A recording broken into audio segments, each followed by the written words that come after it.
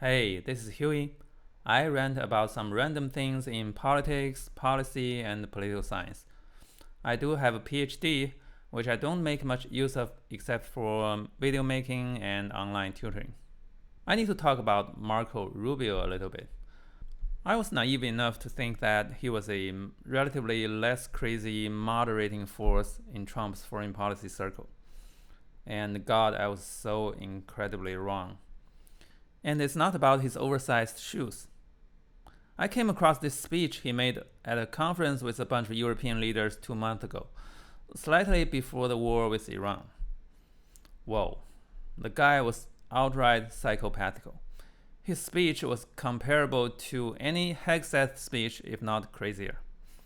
Little Marco done lost his mind.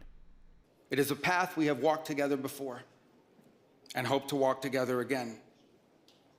For 5 centuries, before the end of the Second World War, the West had been expanding. Its missionaries, its pilgrims, its soldiers, its explorers pouring out from its shores to cross oceans, settle new continents, build vast empires extending out across the globe. But in 1945, for the first time since the age of Columbus, it was contracting. Oh my god, that gave me secondhand embarrassment. So Rubio apparently is not a big fan of 1945 because the West quit expanding. What are you trying to do, mister? That guy seems to believe that the West was having a blast before 1945. I mean, sure, white people were colonizing other parts of the world like crazy, but don't forget that Europeans were also killing each other constantly. I mean, non-stop.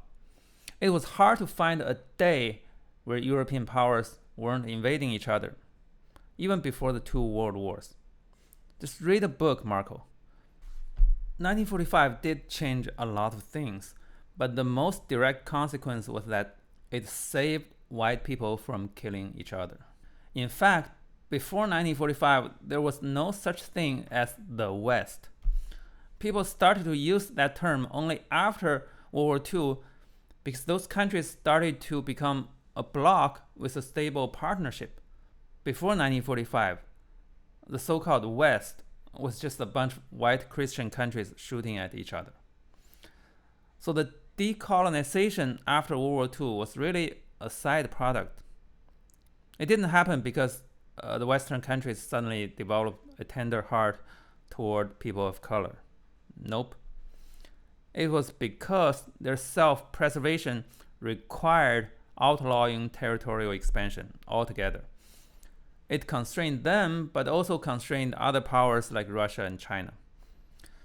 Sometimes a person hates robbery not because he hates robbing, but because he hates being robbed.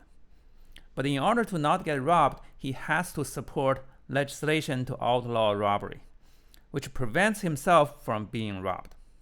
You see what I mean? That's basically what the post-World War II territorial norm was about. Apparently, Marco Rubio, the United States Secretary of State and National Security Advisor to the President, does not understand that. He loves robbing the world so much that he wants to legalize robbery. Well, he probably thinks he's smart because the United States is not very easy to rob. Maybe it's true in the short run, but it's funny that he wants the Europeans to play that stupid game with him, together. Only a couple of months after his own government threatened to invade Greenland. Trust me, bro, it'll be all good. I know most people aren't so happy about the foreign policy in the past administrations, but at least they did one thing right, which was to keep the world from going back to the pre-1945 clusterfuck. That's probably the biggest achievement of the human race in the 20th century, namely outlawing territorial conquests. I've shown this map over and over again in my channel. This is the last thing you want your children to experience. It's brutal. And Marco Rubio is now explicitly advocating for that world. Many came to believe that the West's age of dominance had come to an end, and that our future was destined to be a faint and feeble echo of our past. But together, our predecessors recognized that decline was a choice, and it was a choice they refused to make. This is what we did together once before, and this is what President Trump and the United States want to do again now, together with you. I was fooled. I used to think these people were just about, isolationism, like withdraw from trade and keep a blind eye on Russia, that kind of thing. Not ideal for my taste, but at least there was some policy logic behind it.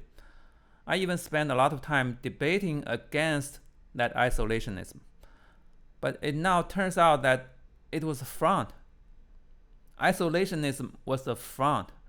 What they really want to be is the fourth fucking Reich, the slave master of the fucking world.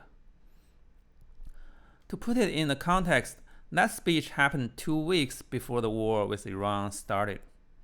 So yes, that war may have been Trump's improvisation, but it's definitely consistent with the long-term agenda in that Rubio speech, which is to expand militarily, to start wars without context and provocations, and to dominate purely for the sake of domination.